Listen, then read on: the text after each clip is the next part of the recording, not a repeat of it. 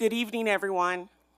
Before I officially call our meeting to order, on behalf of the board, I want to take a few minutes to ask that we remember two of our ICCSD students that we recently lost. Wyatt Irvin, who is a preschooler at Grant Elementary, and Azari Lloyd, who is a third grader at Kirkwood. Both of their passing leaves a void not only in their family lives, but also in their schools and the greater ICCSD communities.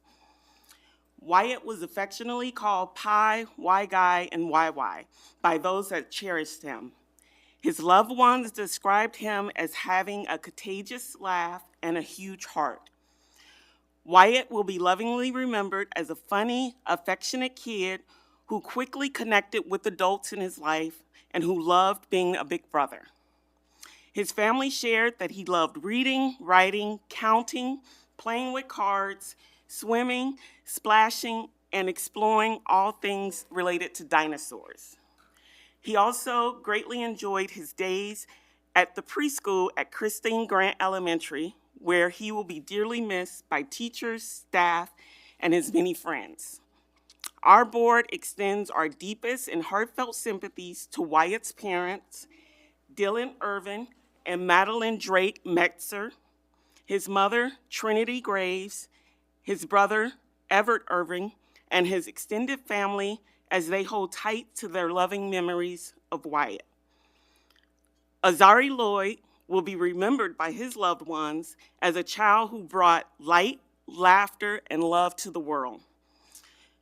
His family and loved ones will hold tight to the memories of him enjoying school, cherishing his friends, dancing, and listening to all kinds of music.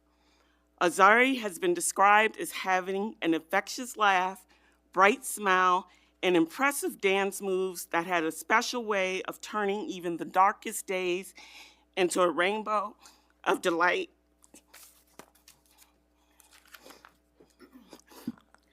Those who loved Azari will hold tight to the memories of his strength, joy, and loving spirit that will forever remain in their hearts.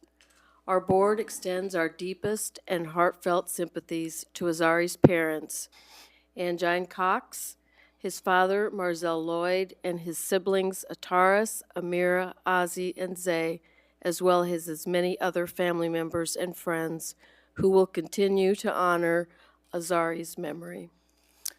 At this time, we ask that you join us in a moment of silence for both Wyatt and Azari.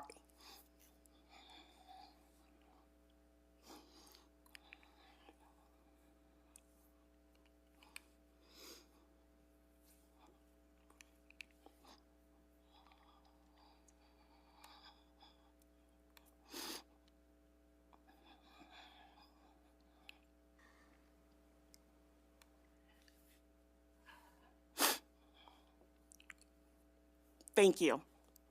I will call tonight's regular Board of Directors meeting to order. Thank you to those attending in person and those joining us by Zoom and those staying informed by watching our meeting at a later time. The public is reminded that if they wish to make a comment during the designated community comment period, they are reminded that they will need to complete a speaker form located in the back of the boardroom on the left side on my left, at the table in the back.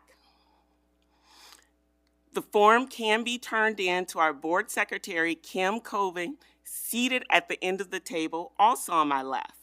Comments will take place during the designated community comment portion of our agenda. And before we dive into tonight's agenda, I want to take a moment to introduce those seated at the table with me.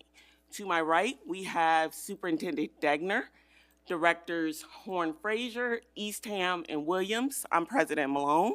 To my left, we have Vice President Abraham, Directors Finch, Lingo, and Board Secretary Coven. And with that, I would call for a motion to approve tonight's agenda. So moved. Second. Board Secretary Coven, ready to vote?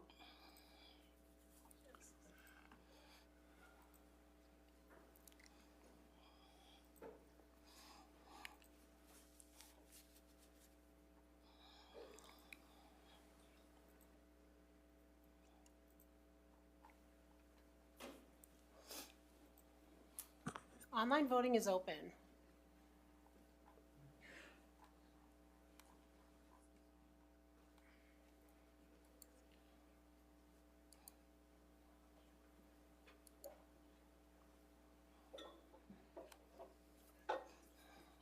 Director Horn-Fraser, how would you like to vote? Yes. Thank you. All votes have been cast and the motion carries with all directors voting in favor. Thank you. Next, we will move on to our education showcase. And tonight, we have Garner Elementary Orff Club who will be performing for us. And I will welcome their principal, Travis Dyer, in order to introduce them. Welcome. All right, hello everybody. Some of you I know, some of you I don't. Travis Dyer, Garner Elementary Principal. And thanks for all the families and community that's here to watch us. So we over here have our Orff Club, who's gonna give you a performance this evening. And I have Mr. Kelly, have him come over and introduce himself really quickly and give you a little rundown of what they do and what this is about. You wanna do it from there or you wanna come over here? Your choice. But thanks for having us tonight. I know everybody's really excited. Go get them. Good evening. Again, I'm Nathan Kelly. I'm teaching music over at Garner Elementary. And this is the Garner Elementary Orff Club, a xylophone performance group, and it uses the Orff-Shulverick approach to teaching, where students learn music through imitation, exploration, and active music making, which you'll see tonight. Students don't just practice notes in this group, they experiment with sounds. We build patterns, which you'll see some patterns we built tonight, and make musical choices together. So we start off with a main idea, and then they take it and we put it into form, and it's their ideas, and it's their creations that we create. But the melody, like the first melody that we started with would be one of the 3 songs tonight will be each of the composer Carl Orff. I've been offering Orff clubs in Iowa City for about 15 years, and I want to thank the board, and I want to thank district leadership for supporting general music in our schools, and also supporting clubs in our schools. That's awesome. And the students are excited to share our 3 pieces from our May show for you. Thank you.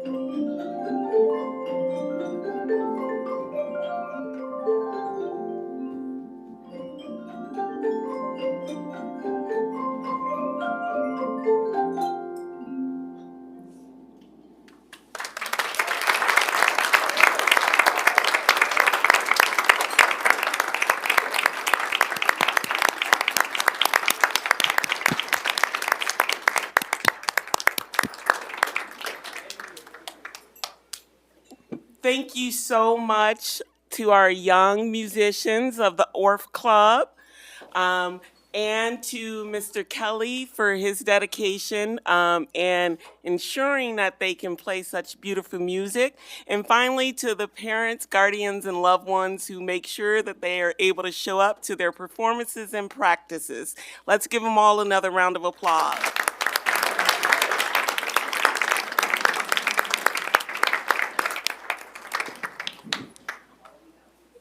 Next up, we will welcome Grantwood AEA to our podium for awards presentation.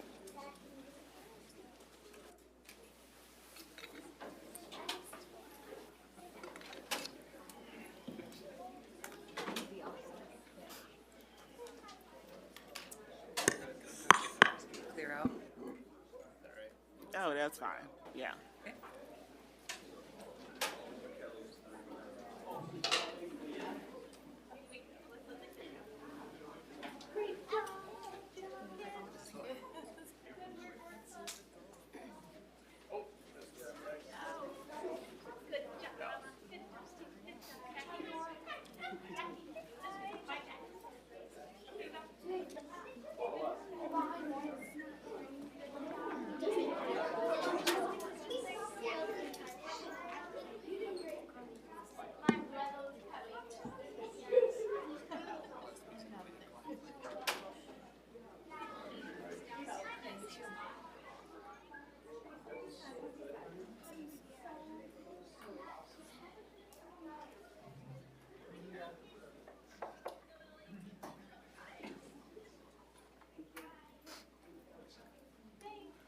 All right, yes. Okay. Thank you. Good evening, everybody. I'm Erin Welsh, and I am a regional administrator with Grantwood AEA, here to present some awards tonight. And I will let my colleague introduce herself. I'm Marilyn Wirtz, and it's a joy for me to be back in this district. This is my home district, where I spent 30 years of my professional life as a teacher and then as a principal. So it's a joy to be back to present this award for all the good work that's being done with your students. And also I want to represent Grantwood AEA, where I've spent the last several years collaboratively working with the local school districts. So still have that passion for education, so we'll continue. Those kids are a tough act to follow, by the way. I would have brought my maracas had I known. Okay, so tonight we're pleased to recognize the Iowa City Community School District and 7 of its schools for demonstrated improvements in their ESSA and IDEA DA designation. These gains reflect intentional work by the educators, leaders, and support staff who have stayed focused on student outcomes and continuous improvement. On behalf of Grantwood AEA, we commend the district for its commitment to using data thoughtfully and implementing strategies that make a measurable difference for students. We are proud to partner in this work and appreciate the collective effort it represents. Congratulations. And we have some certificates to hand out. Okay.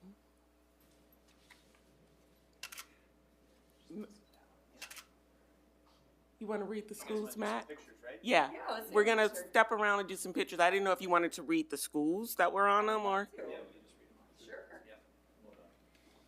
So the one for the IDEA, that's related to special education, that is a district-wide award that we have, moving up on that. And then for the individual buildings who are no longer designated are Alexander Elementary, Garner Elementary, Coralville Central Elementary, Grantwood Elementary, Mann Elementary, Longfellow Elementary, and Weber Elementary. All right, great. Thank you so much.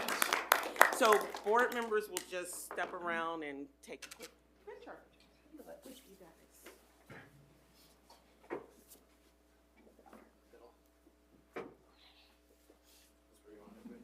Yeah, everybody. So, yeah, they asked for everybody. Oh, you're good.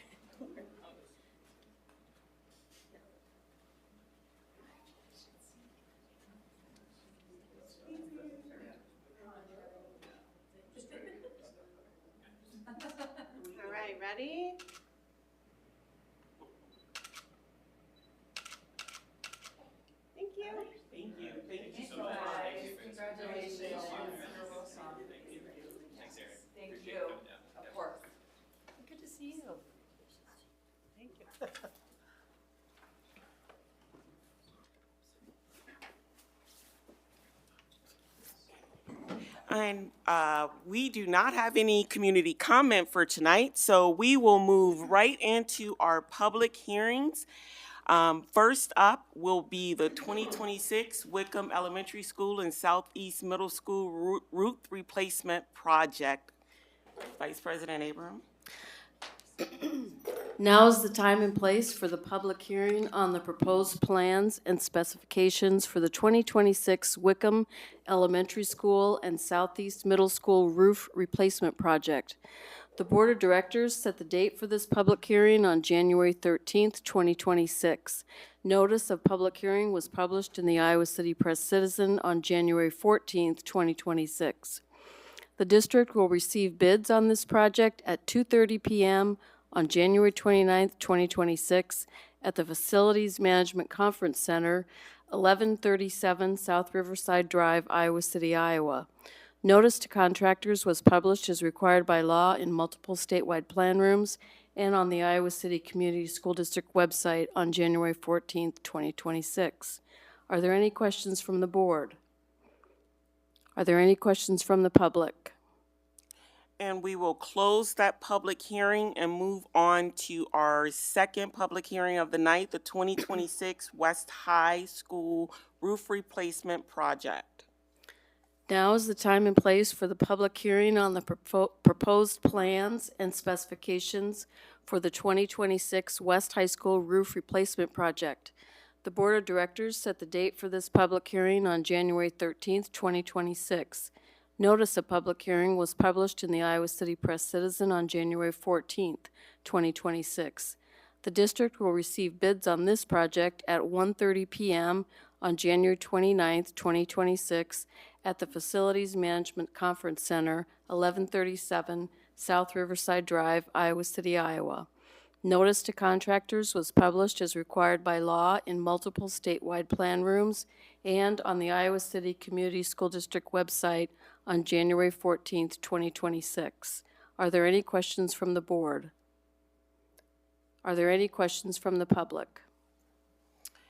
And we will close that public hearing and move on to our next, which is the West High School track and turf improvements.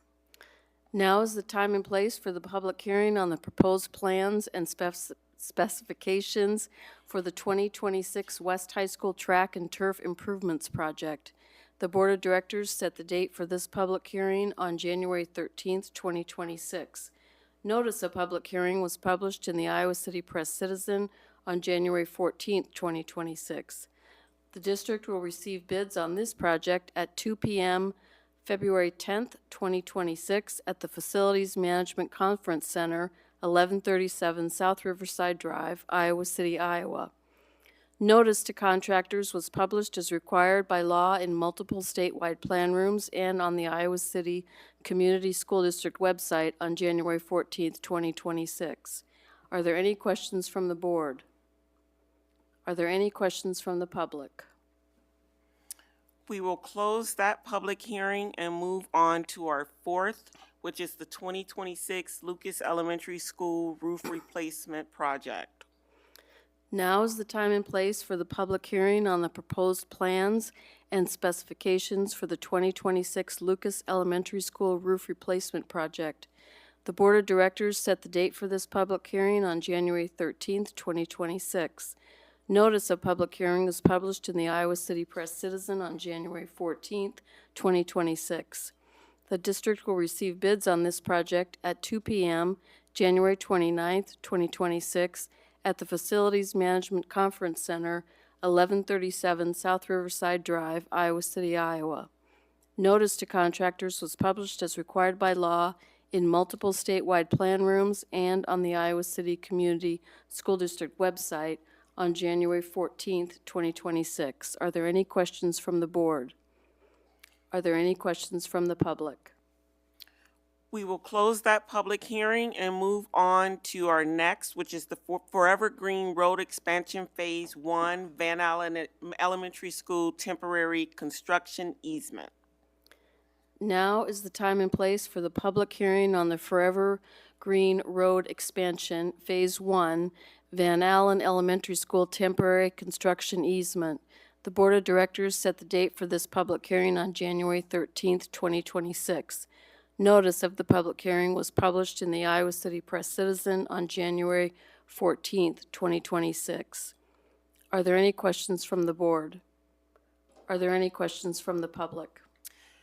We will close that public hearing and move on to our final public hearing, which is the Forever Green Road Expansion Phase 1 Van Allen Elementary School Temporary Public Utilities Easement. Now is the time and place for the public hearing on the Forever Green Road Expansion, Phase 1, Van Allen Elementary School Temporary Public Utilities Easement. The Board of Directors set the date for this public hearing on January 13th, 2026. Notice of the public hearing was published in the Iowa City Press Citizen on January 14th, 2026. Are there any questions from the board? Are there any questions from the public? Thank you, Vice President Abraham. I will close that public hearing. And before we go to consent agenda approval, I would ask if any directors had any questions regarding the bills this cycle. Hearing none, are there any items that directors would like to pull from tonight's consent agenda? Hearing none, is there a motion to approve tonight's consent agenda? So moved. Second. Thank you. Board Secretary Coven, ready to vote? Online voting is open.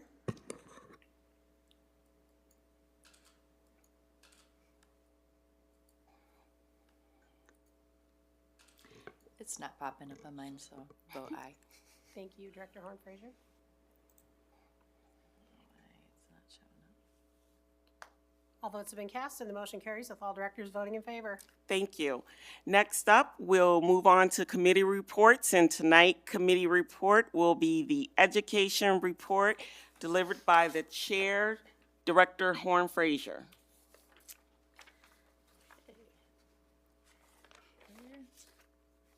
Oh, is that? Oh, okay. Man, is that? Sorry, I had notes in front of me and now they're not in front of me. I think I must have put them in my bag by accident. Thanks, Charlie.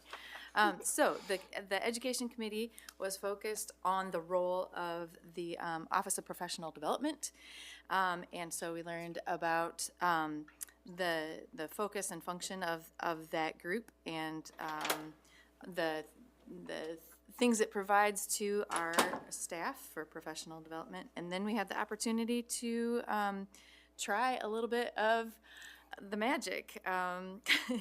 And we had an opportunity to learn about the skill of paraphrasing, which I found to be incredibly valuable, both in terms of the role that we play here on the board and anywhere else in my life where I'm having a conversation with somebody I'm trying to communicate better with. And so I just wanted to say thank you for that presentation and opportunity to practice, learn and practice a new skill.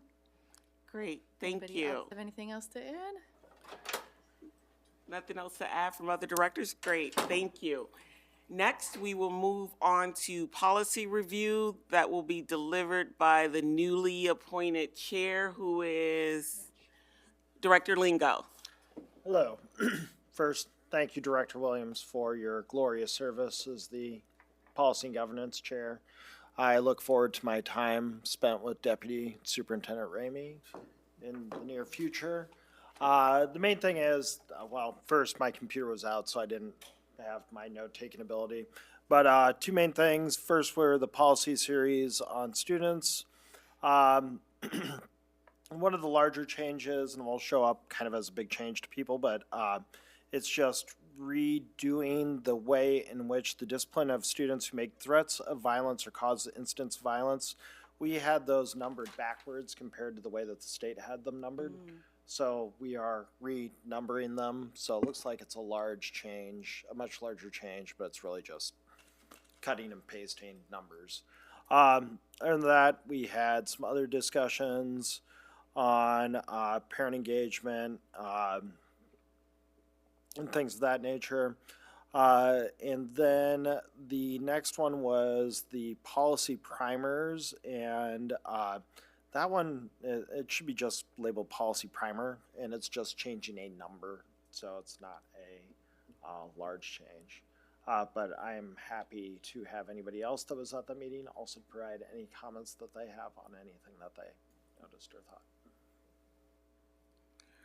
Just a question about the discipline. So is 3 the highest level then? Whereas it used to be 1 was the highest level? 1 is now the highest? Okay, all right, thank you. Great, So 1 is the highest level for discipline and 3 is the lowest level.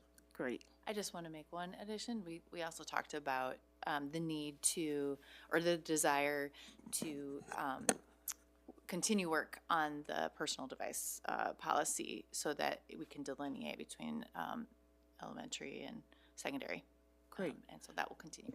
Great, thank you both.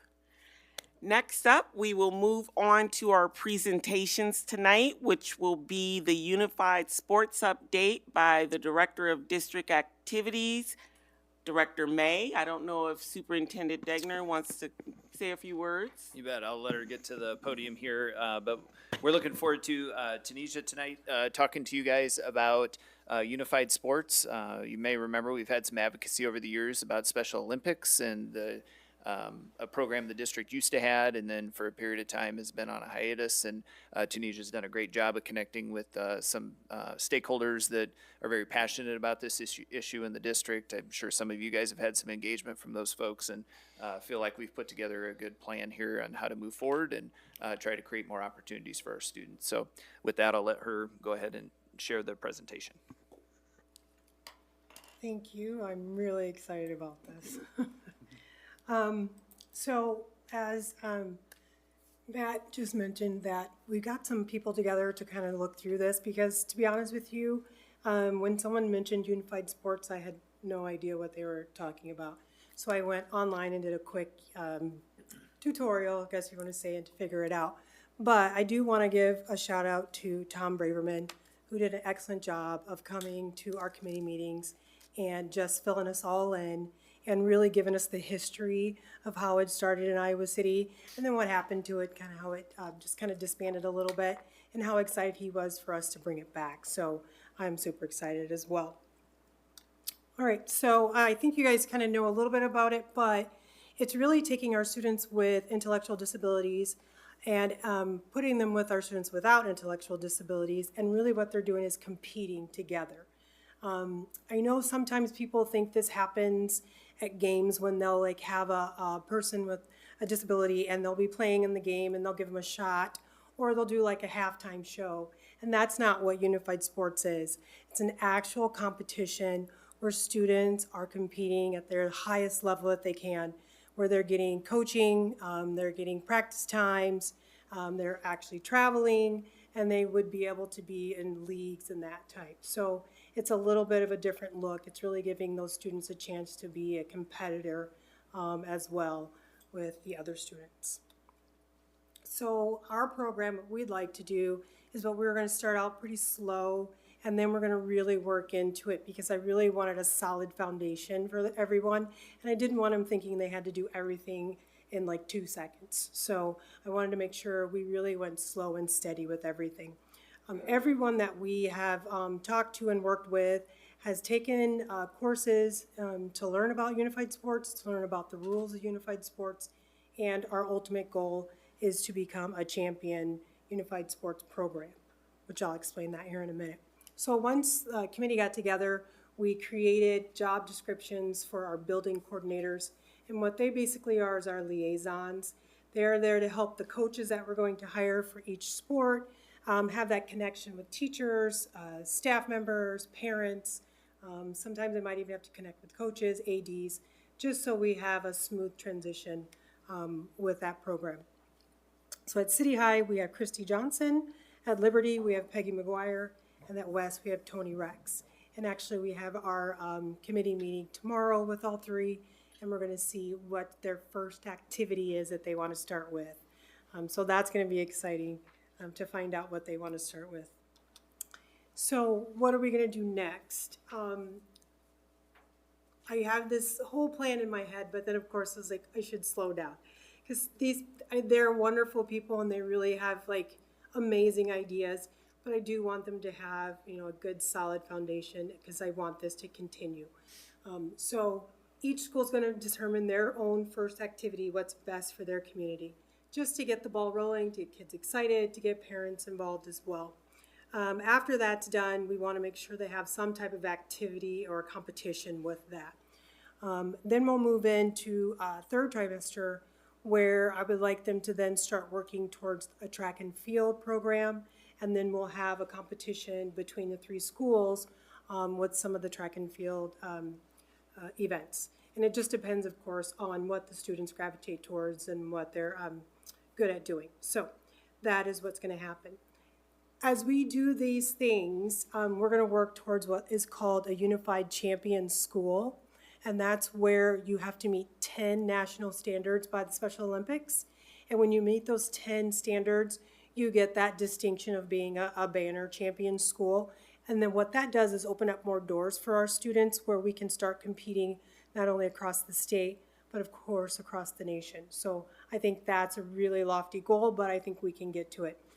Just even starting our programs at each school, we have met 4 of the 10 standards just by getting it started, having people there in each building, and having a designated coach for each school. So I'm super excited about that. So that's it for the presentation. So if you guys have any questions or anything like that. Well, as I mentioned to you before the meeting, I am former special ed teacher. I just couldn't love this more, and Superintendent Degner and I had talked about this probably a time or two earlier, and I'm just very excited, and I appreciate greatly your work, and I like the idea that you want a strong foundation so it keeps going. But thank you. I think this will be a great opportunity for our students. Thank you for your presentation, Tunisia. This is, I echo VP Abraham's sentiments. Thank you for bringing this back to life. This is really, truly wonderful. Absolutely. I love it. And I would agree with that very much, Tanisha. This sounds like a great opportunity for students in the district. Some questions popped into my mind as I was reading the outline.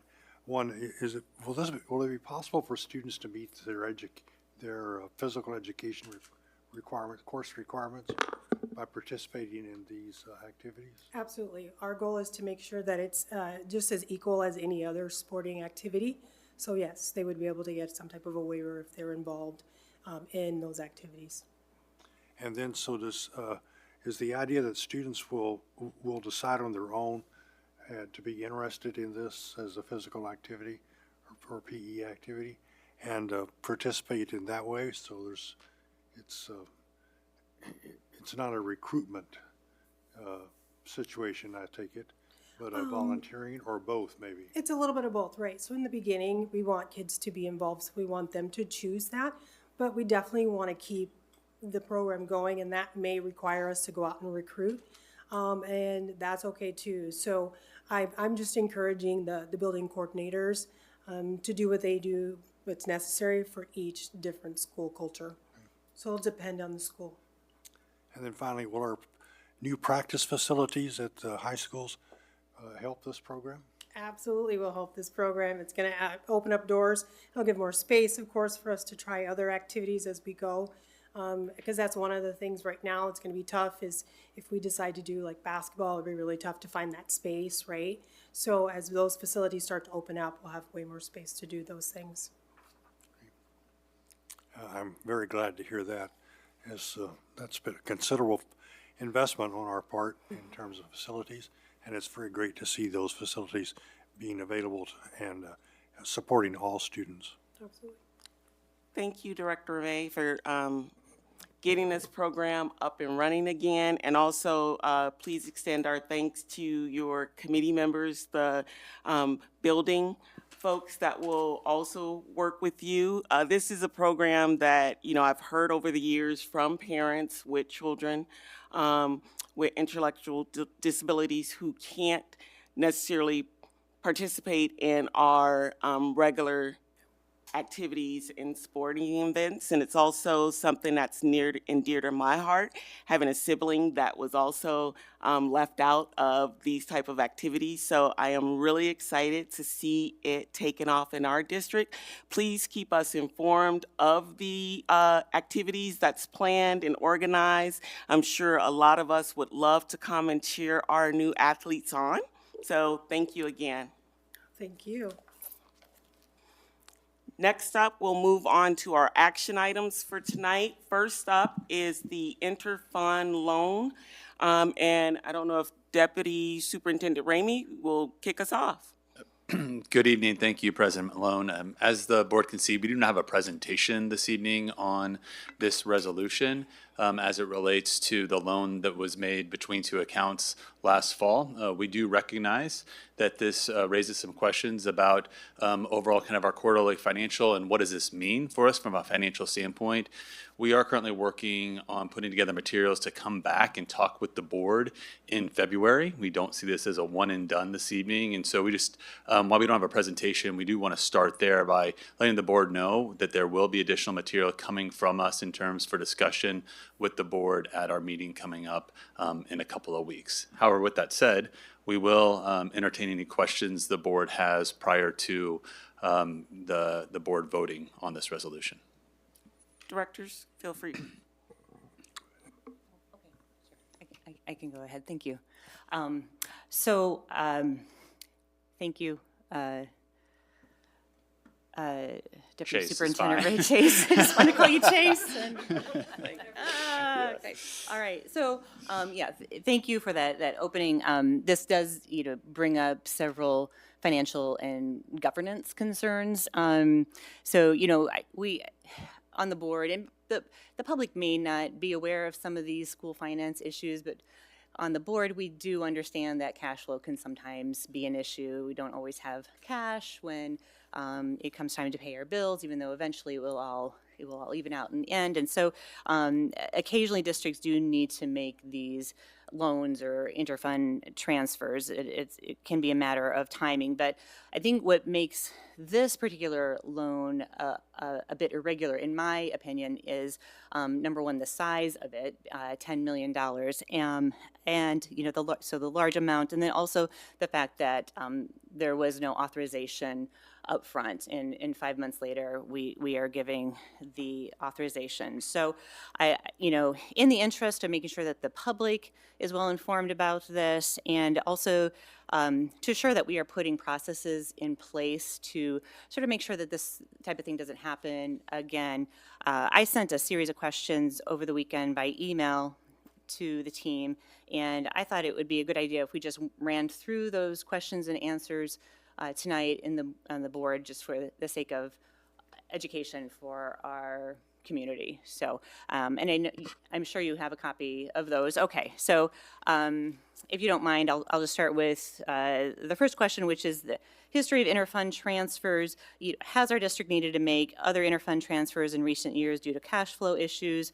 If yes, provide the dates and funds, and if not, please explain what circumstances make this year different from prior years. So, okay. According to our records, the last interfund loan that was approved by the Board of Directors was in September of 2017.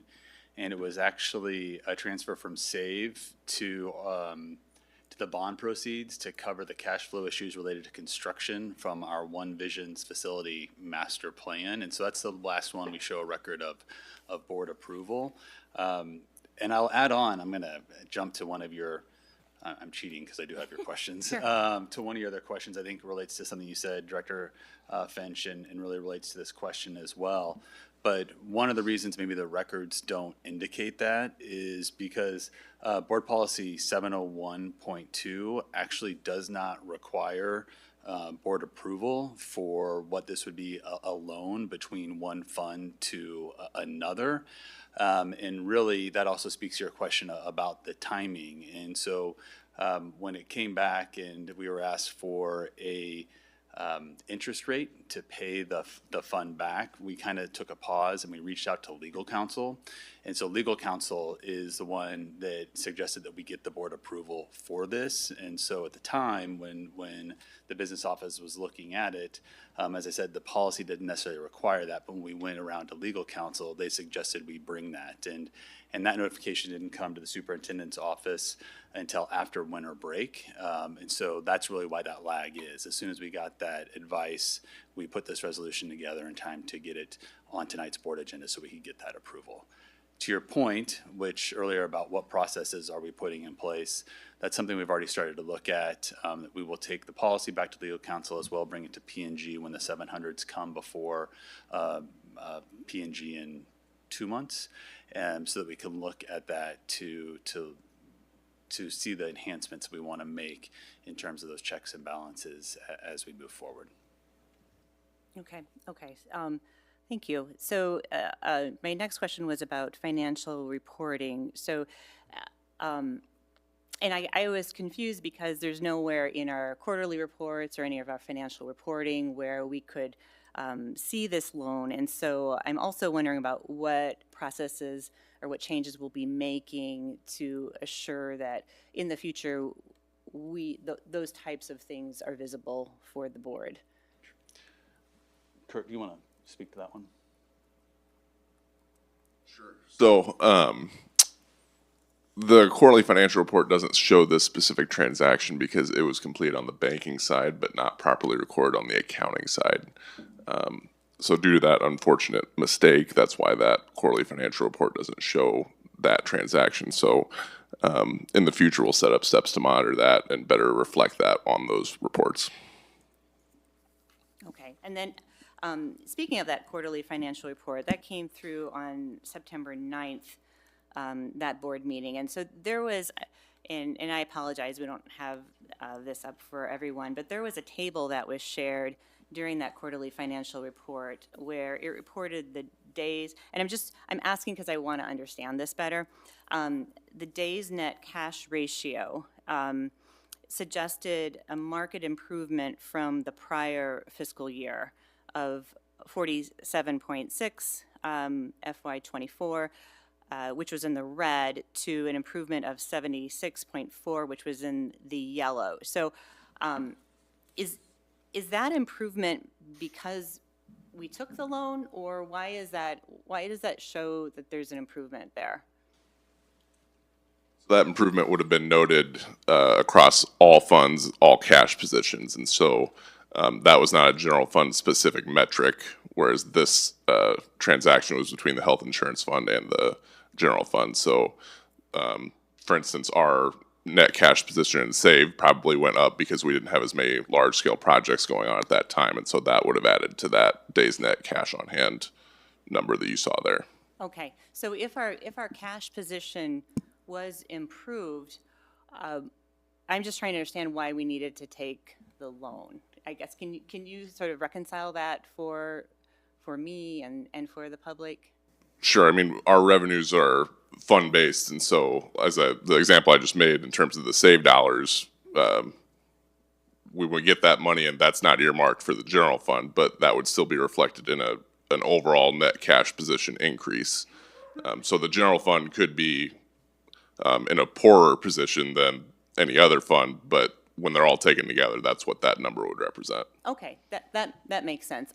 I'm just trying to figure out what made this year different that we needed to take a loan, whereas last year we didn't need to take the loan. I think those are some of the things we're still trying to better finalize and zero in on, that we be in a better position to talk in more detail when we come back in February. Okay. But from a general sense, we know that in September and October, we're not unlike a lot of districts where cash flow gets tight. As a public school, we get our two largest payments in October and in April when we get our property tax receipts. As we start the fiscal year, September is traditionally one of our largest payrolls as we bring on new employees and we get the school year started. And so it is not uncommon for that to be a point of year where our cash flow is very tight, Director Finch. But to your question about why this year and not last year, those are some of the things that we are still trying to look into deeper, and we'll have a better opportunity to speak to it when we're back together. Okay, so next month, or? Yes, Okay, but it's great. really, one of the general is that Okay, one of our largest tax receipt payments, the two that we get, comes in October. And so we hit one of our biggest payrolls at the very end of the cycle that we're trying to get to our next large property tax receipt. okay. And all that having been said, and I understand and appreciate all of that, I'm still, and I think we're not gonna be able to get that answer, but I'm still wondering why this wasn't communicated to the board in that September quarterly financial report. You know, I think about some of the decisions that we made since then, some of the, the board needs to have an understanding of our financial situation, and the fact that we had to take the loan does suggest to me that perhaps our cash position, our unspent authorized budget or balance, is not as robust as we thought it was. And so I'm just trying to understand why, aside from the fact that it was not authorized, why was it not communicated? Absolutely. And we can note that to bring back when we come in February. Okay, okay. I just have a few more questions. So the impact to the insurance fund, my question on that end, is there any impact to that, any risk that we should be aware of on the insurance fund? At present, no, we do not believe the insurance fund is at risk, and we believe that we can have that loan repaid to the insurance fund in the next 6 months. That loan, that $10 million, was not cash on hand at the time. We did some checking, and we believe that it had been invested in CDs since about 2017. And so we feel that at present, we know that money needs to be repaid, but in terms of, is the fund at risk? No, we do not believe it's currently at risk. Okay, and then do you anticipate any future cash flow actions in terms of loans or anticipatory warrants coming down the pike? Possibly. We're still working through that. Again, as I mentioned, we get our two largest property tax receipts in October and again in April. And so as you look at payroll in March and April, it's something that we want to be conscious of. And so still looking at our cash position where we are and working through those details as we approach that. Possible, but I can't say definitively one way or another this evening. Okay, and then question 6 was in regards to our unspent authorized balance, an updated estimate. You're going to come back to us next month with that, with any impact of interest payments, which could be as high as 400,000. How much would the interest payment be on that? I was doing the calculation in my head. Do you know the? I'm not sure it'd be prudent to even speculate at this point. Okay. Based on that. Okay, sure, fair enough. And then question number 7, Chase, you already addressed that, so thank you very much. Of course. I would be interested in understanding if any other directors have any questions or concerns about this as well, so thank you. President Malone, I have just a few observations and comments, I think.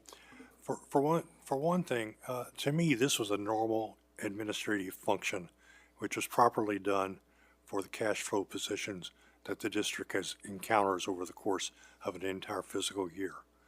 So I'm not particularly, I'm certainly not alarmed by it, and I'm not looking for any kind of anything that I think needs correction. I think reporting to the board is a good idea. that's a good idea. I do have, I'm not sure why there's an interest payment that we are considering in and repaying this this transfer of funds. To me, an interest payment simply means that we're going to take money from our operating funds and transfer it to our permanent or our ongoing asset funds. So I'm not sure what, I think the interest payment is hurting our overall operation, and I don't see its purpose. But that's something you can address, and it may be a legal requirement that I should just be quiet about. You don't need to be quiet about anything, Director Easton, but it's probably one of those things that we don't have the power to change.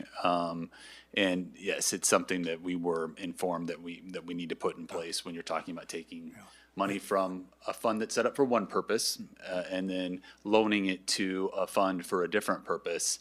When we do that, we were told that the requirement is that we have to pay interest on that. Yeah, for a temporary situation. Correct. And the money will be paid to the originating fund or source fund, okay? But anyway, I'm not arguing that with you, okay?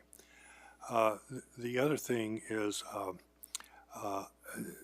as I understand it, the budget for the current fiscal year has not been changed.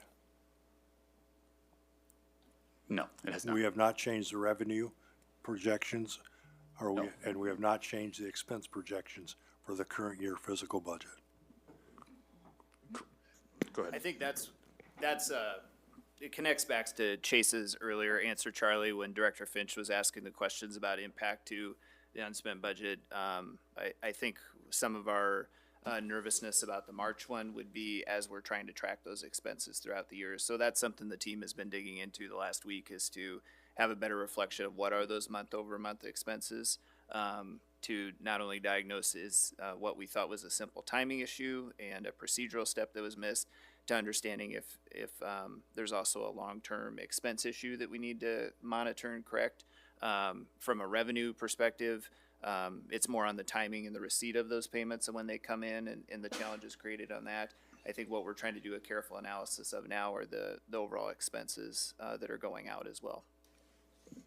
Okay, well, to me, reviewing our expenses over the course of the fiscal year and comparing what we're actually experiencing and what we projected is a good thing to do. And the answers that we get as a result of that review will enable us to make good decisions about taking any corrective actions during the course of a fiscal year that affects our budget for that year. So what I'm trying to I think project here is I think I'm not dismayed by this situation. As I said, I think it was a good administrative decision. I have no idea how on earth, as a board member, I could have voted against this fund's transfer for this purpose. Since doing that, as I understand it, would have resulted in our inability to make our obligations day to day in terms of cash obligations, cash payments that are required. And if some of those cash payments were going to be for payroll, I would be trying to vote for not meeting our payroll obligations. When there was money sitting in another account, which is the district's account, district's funds, that is available to meet those payroll obligations in a more or less temporary situation, and then reestablishing our full assets when we received our revenue later in the year. So if that's, if I'm misrepresenting what you've reported to us, please let me know. Otherwise, I'm looking forward, to just reviewing. Sure. I'm particularly interested in why the state is so klutzy in making revenue payments to us. Sure. That puts districts in these situations.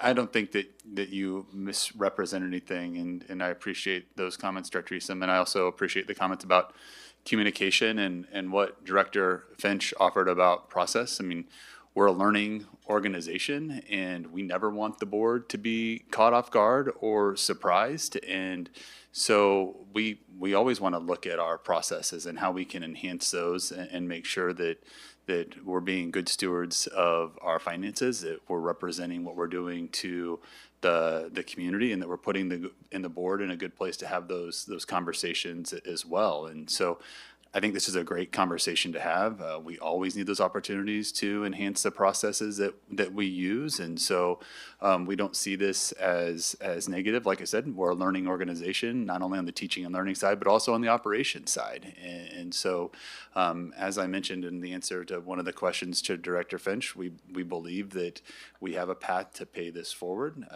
We know that we need to have some additional conversation about our cash flow, about what the impact is on our UAB, and potentially how we do our quarterly reports.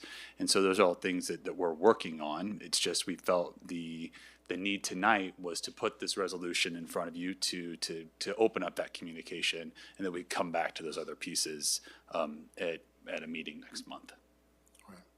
I mean, the last thing I just want to mention is that during our budget discussions, I recall hearing several conversations about cash flow issues, potential cash flow issues over the course of a fiscal year that were part of those discussions from time to time.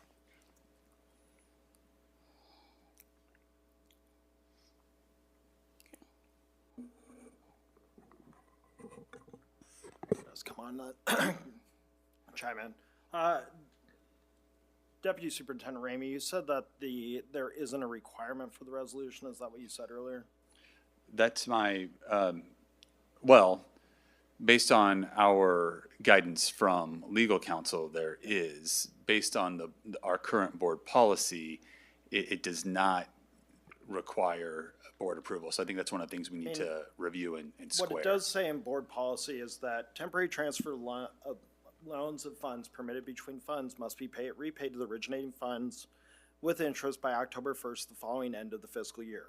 Under that, it says it is the responsibility of the board secretary, not thrown on you, Secretary Colvin, but the board secretary to make recommendations to the board regarding transfers and to provide the documentation justifying the transfer.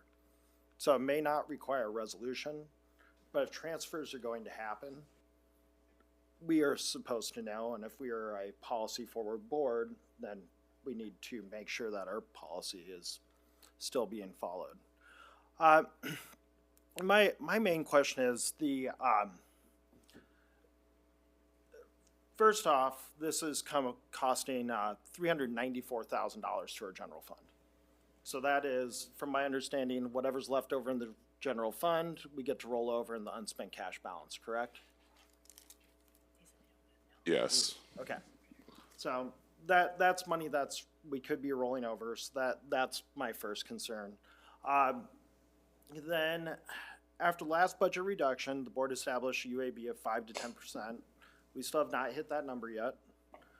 Is the cash flow problem a result of not hitting the unspent cash balance that IASB tells us that we should be hitting, that we have as a board passed policy recommending? Is that part of the problem?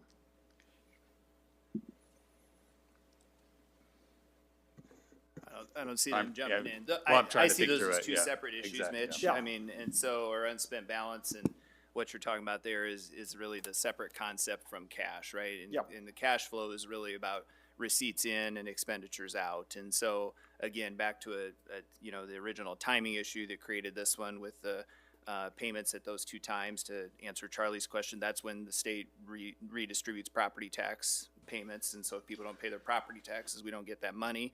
If there's property tax reform, that could mess up how much we get at those two times of the year. So no, they're connected, but they're not for necessarily the question you're asking, in a sense. If you spend over the amount of cash that you have, then yes, that can negatively impact your unspent balance. But it's not really the way you asked it, if that makes sense. But how do we get to a point where we don't have the cash on hand? Because 2017 was the last time that we had to do an interfund transfer. I was told today by someone else that they did an interfund transfer like this back in 2013 or 14. So it's been over a decade. How do we go a decade without an issue like this, but have one this year? Is it because we're at 1.9%, just under 2% unspent cash balance last year, transitioning into 3.5% this year, or how do we go 10 years without,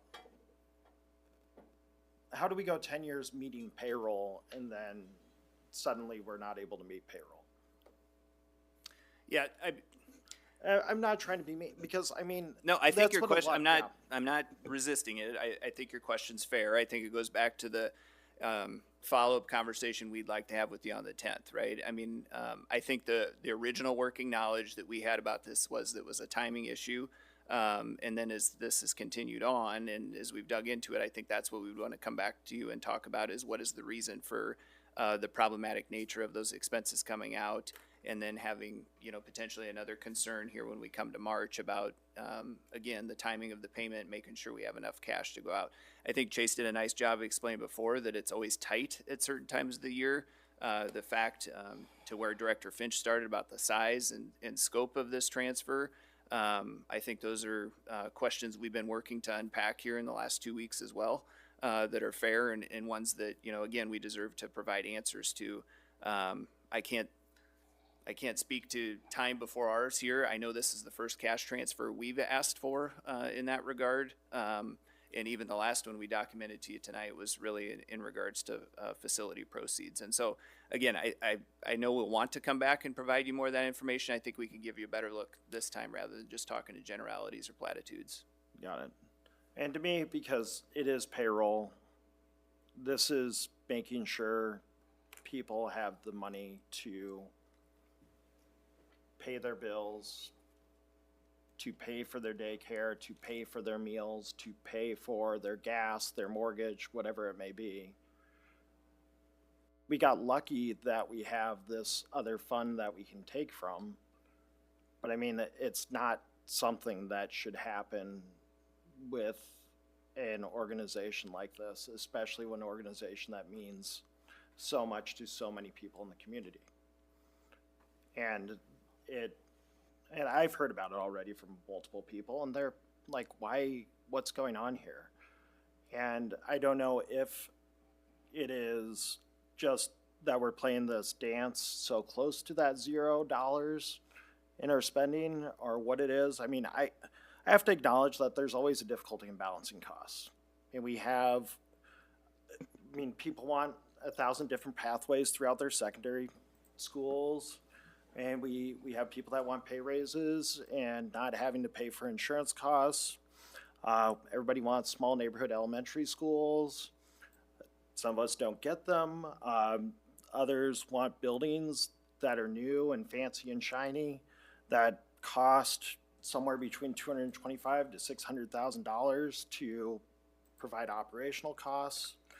I mean, and we don't even, that would be the athletic field houses, and we don't know what the cost is of Black Box Theater at Liberty or the new wing at City, while everybody wants small and stable class sizes for their children. And I mean, we can blame it on the state as much as we want to, but that doesn't change the situation that we have to deal with. And that is trying to work within this vacuum of all these wants, right? And I mean, it's just, but if we're going to kind of play this shell game of balancing money and moving it here and there to make sure that things get covered when they need to get covered, we just need to be honest and transparent to the community instead of making them think things are all right. And I mean, that is on me as a board member as much as it is on everybody else around this table and everybody that has a part in it. But part of it is that, make no mistake, this is going to take $400,000 from our general fund. That could have been a 10% increase in our general fund. And it is what it is. But I have to acknowledge that this is part of the game that we're playing when we're that close. Thank you. So can I just I want to ask you what you're trying to get at there, and correct me if I'm wrong, but I think what we're trying to say is that if we had some sky-high unspent authorized balance, which I know some districts do, which is why we run into some issues with the SSA every year, right? Because some districts do have this big stockpile of unspent authorized balance. But if we had, let's say, $40 million in our UAB, we wouldn't be borrowing and then we wouldn't be incurring interest. I think that's what you're trying. I'm not suggesting that we should have a UAB that large, but I think that's what you're trying to say. Yes, Correct? thank you. Okay. My question related to this, I know back in November, at the November 11th meeting, we approved exhibits that was presented then to the School Budget Review Committee.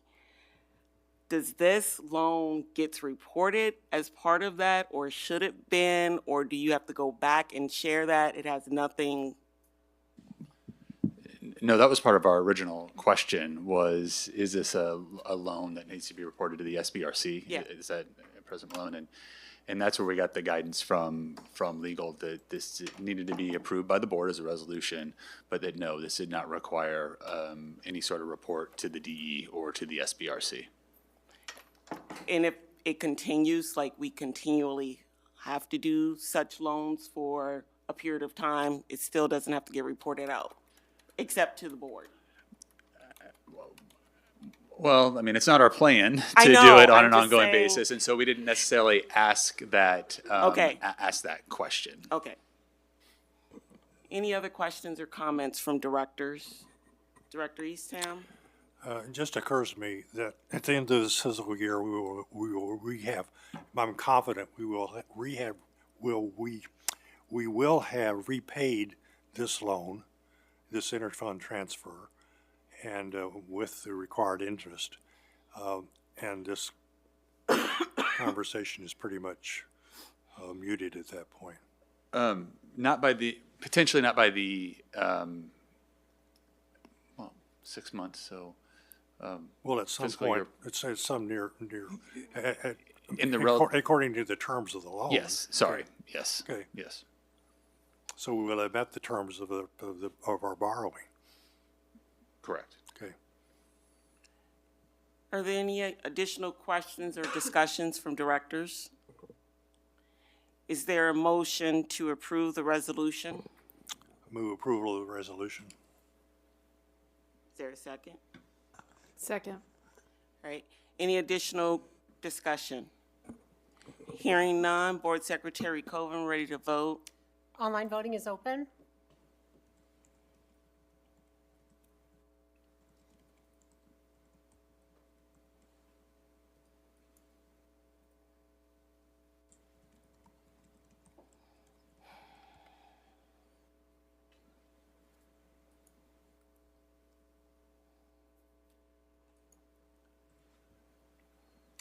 Well, Kim, I don't see a voting box popping up on my system here, but I will vote yes for them. Thank you, Director Eastham.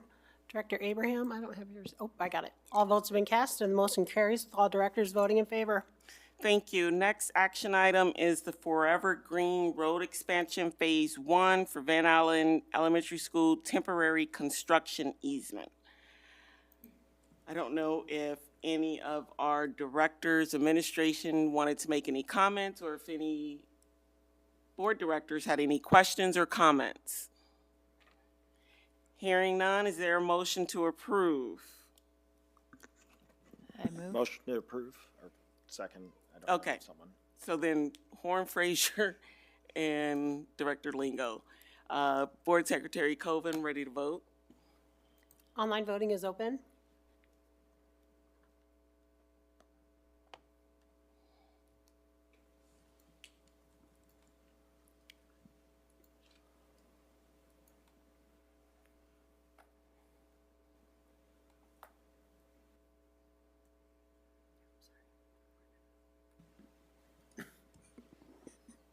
All votes have been cast and the motion carries with all directors voting in favor. Thank you. And the final action item for tonight is the Forever Green Road Expansion Phase 1 for Van Allen Elementary School temporary public utility easement. Is there any comments or questions? Is there a motion? So move. Second. All right, Board Secretary Coven, ready to vote. Online voting is open.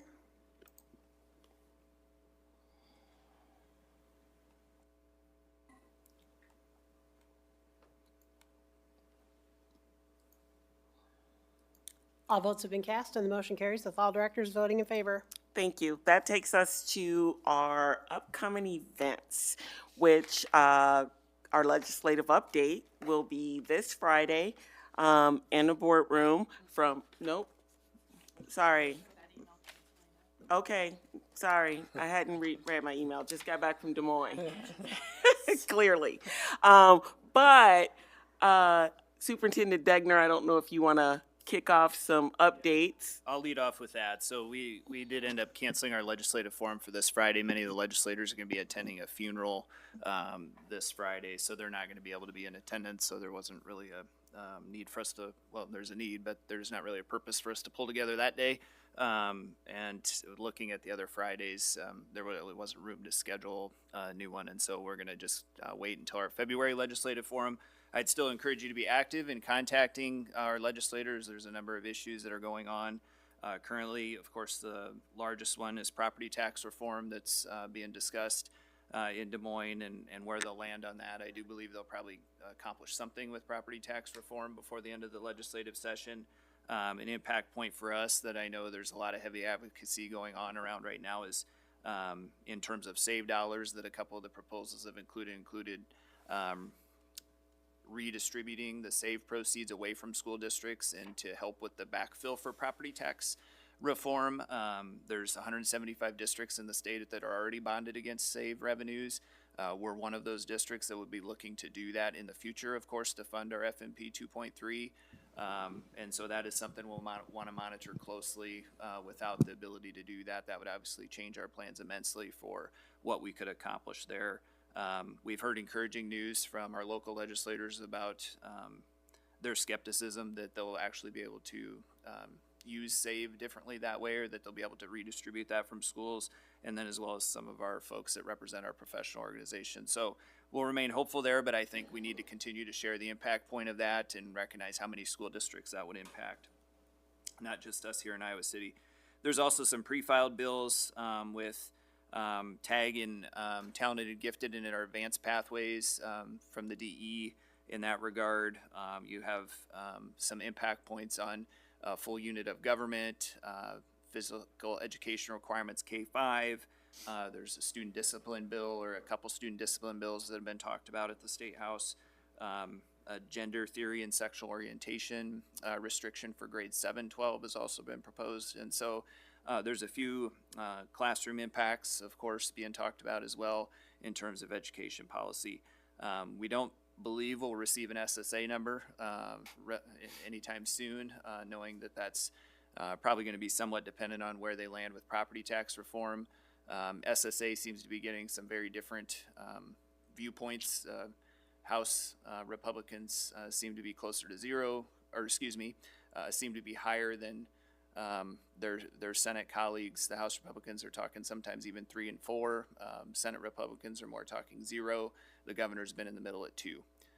So, you know, if you have a glass ball or a magic 8 ball and could predict that for us, we'd love that. But as we're in the budget planning cycle, of course, that's a huge variable for us as we try to do that budget planning. So that's the legislative update I'd provide. We'll continue to do those every time we meet and let you know the things that we're paying attention to and keep it on our radar. But in the meantime, you know, keep contact and keep close with those legislators. Thank you. I don't know if any other directors would like to add. Director Lingo. There was one, well, I have two, but I spoke to Superintendent Degner about this last week, but regarding the cell phones and getting more data points.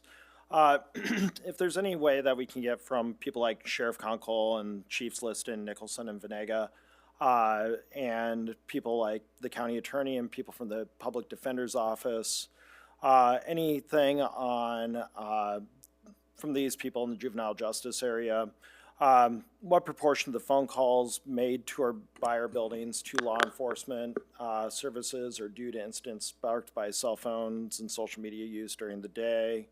How does cell phone and social media use during the day factor into cases prosecuted and defended by the offices? In the event, this is one that we even got an email about regarding safety during the school day. In the event of an active shooter drill or an active shooter, does having every student with a cell phone make the environment safer? What do they believe that every student having access to a cell phone means for like the 911 grid and operations? What have they heard from other law enforcement agencies with regards to high schools that work with band-to-billion and cell phones versus instructional only? How do those law enforcement agencies view the difference? Then the other topic is what is the plan? I know are we on day 2 of 5 that we can miss this year for snow or weather, inclemental weather? Are we down? I'm sorry. Are you still on legislative updates? Oh, crap. I mean, sorry. Okay, yeah, we're No, not, no, we're I know. still on legislative updates. Sorry. I thought we were. Okay, sorry, because I was like, what?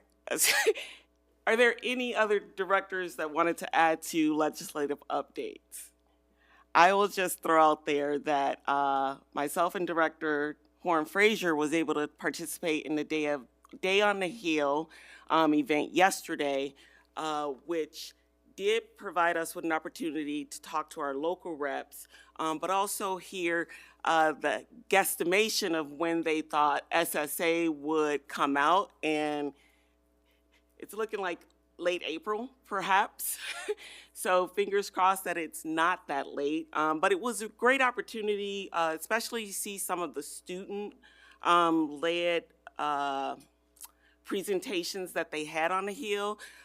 Both Director and I were able to walk around and borrow some information that I'm going to pass on to some of our executive directors, because there were some really cool programming that was happening at other surrounding districts. Cool. Yeah. I don't know if you want to add anything, Horn Frazier. I'll be sharing information. Yes, there's some cool programs that I think we could benefit from, at least thinking about connecting with, perhaps. So. Great. Now that takes us to agenda setting. Well, And first, we'll go through the agendas that's on there, and then additional parking lot items that we will kick over to Director Lingo. So first up, it looks like I'm clicking on, we will have an operations committee meeting starting at 5. Okay, starting at 5. No, actually, I think we have a need for a couple other things there. A follow-up exempt session that I think we'd potentially like to do before the meeting in lieu of operations, and then a closed session after the meeting, so you can just kind of think about the bookends before President Malone, you talk about the regular meeting. So if the board would be okay with it, we'd like to forego ops this time and do an exempt instead. Okay. And our normal agenda, tentative agenda is listed, and I think some of that, what Director Lingo, was that parking lot items? parking lot, well, the first was questions. Okay. To bring back for more data on cell phone policy. Yeah, and I guess I would just ask the rest of the board if that is information you all feel like we need. That's an extensive request to go to several elected officials and law enforcement agencies, and to ask them to go on the record, probably around things with school shootings and also data surrounding calls that come in. So that'd be an extensive request for us to do, and if that's something that will sway your decision, I just think we probably want to think about that one carefully. Director Lingo and I have kind of conversed about this one a little bit before, but I know when we start talking about county attorney, county sheriff, elected officials, and then along with all of the police chiefs and some of those questions and asking them to go on the record, and that'll probably be relayed at our public meeting in regards to cell phones. I just wonder if that's, how we want to treat that circumstance and what kind of information and data would be relevant there. It might also be worth us coming back to the conversation with you about what additional, we kind of given you that slide initially about what feedback do you want and who do you want feedback from. We could even agenda that for a follow-up conversation, and that would give Director Lingo, you know, potentially some more time too, to be able to discuss that, you know, need for information or the request for information and how that might guide our policy setting. Because I do understand why some of that would be important as we think about where we want to land on with policy. But before I just go start asking them to compile all that, I wonder if there's some additional time the board wants to spend talking about that.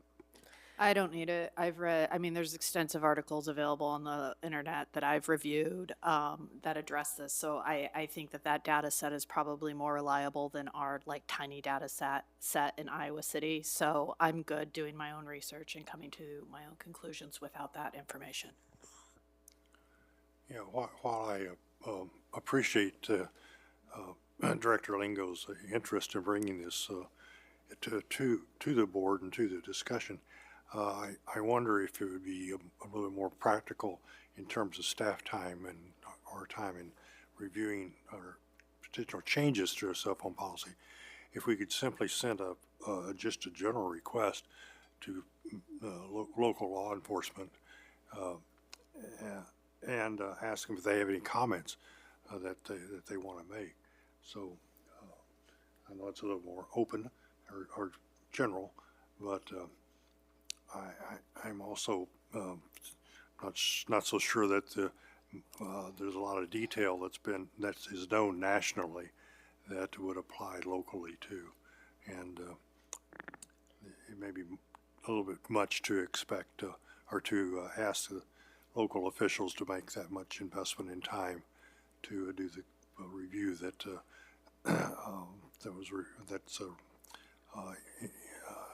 been asked for here. I guess my initial reaction to that is that I think our cell phone policy really needs to be driven by our board, our staff, our students, and our families. And I'm not sure I would find, I just think we are at a better place to figure out what we need to do in terms of educating our students than some of the people you mentioned. As with Director Williams, I've looked at the data as well, and I have had some personal conversations with some of these same elected officials that you referenced, and so that informs my opinion, and I think I would encourage other directors to have these conversations as well. Just for me, it comes more from a standpoint of hearing from parents express safety concerns and wanting to know what law enforcement views as, is it more safe or less safe to have someone that's actually deals with these kind of security concerns and things like that to have an idea. And I'm fine with Charlie's idea as well.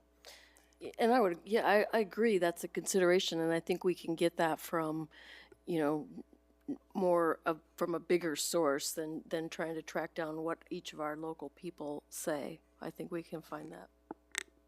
Well, sounds like we will not do the extensive, but Superintendent Degner, do you have enough what you need when is the next time we bring that back?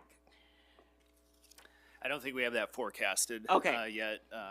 I know it won't be the next one. I mean, I think what I'm hearing is maybe some more generalized from law enforcement to see, some of their general reaction to that. I would anticipate some of what we'll hear is everything's situational dependent, right, on the circumstance. But I understand what you're saying too, Director Lingo, from that safety point about that'll be a concern parents have potentially about what if there was an intruder situation, is it more safe or less safe? So we'll see if we can gather, something more generalized to potentially share back when we do bring that item back. And I can update you guys in the interim too, how those conversations go. Great. Items that we will have for discussion and presentation on the 10th. I know we will bring back information on an Interfron loan transfer. Additionally, Superintendent Degner, what from the parking lot will you anticipate your team be able to bring? Yeah, so we'll have the class size and enrollment report ready to deliver. That's on our regular board calendar at that time. We also have a regular board item of a quarterly financial report. If there was the need for any more payroll capacity, that would be something we'd also have for consideration on this next agenda as a follow-up. And so, other than that, we kind of have those two bookends we talked about at the beginning. There's one other parking lot. This was after seeing multiple school districts go to e-learning for their cold day last week. What do we and this is something that could be an education meeting too. How do we envision snow days or cold days? Because we're down two of 5 that we have available. How many are we down? I know it's hours, but. Well, if we had, Kim, one full day We've and missed 4 one hours. full day. We've had 2 hour late starts and 1 hour early release. Oh, so it's off an hour. Yeah, so a full day, 2 hours, and a 1 hour early release. Yeah. We did, yep. I'm sorry, I didn't catch that. So the question is basically to bring back what our plans would be if we Yeah, were what- going to what use a your plans virtual would be. learning day, right? Yeah. Yep. We can come back with that. Thank you. Okay. I have one other item to consider for the parking lot, and that is, I think there are now maybe 7 or 8 districts who have, passed the resolution urging the Iowa governor and state legislature to fully fund public schools and phase out the ESAs. And I would like for us to consider taking that same position. I think that, obviously, this is all a very long shot. However, I don't think that's a reason to not speak up about it. And so I'd like to see us discuss that and consider it. And I have language that was used in Cedar Falls and passed this last night, I think. That is, I think, sort of the template for that. And so I'd love to share that and have us consider that resolution. Are directors okay with that being on the next meeting? All right. I certainly am, yes. And if you could share that language, yep, great. Anything else? Hearing nothing else, I would entertain a motion to adjourn. So moved. Second. All those in favor? Aye. Any opposed? Meeting is adjourned. Thank you, everyone. Get home safe.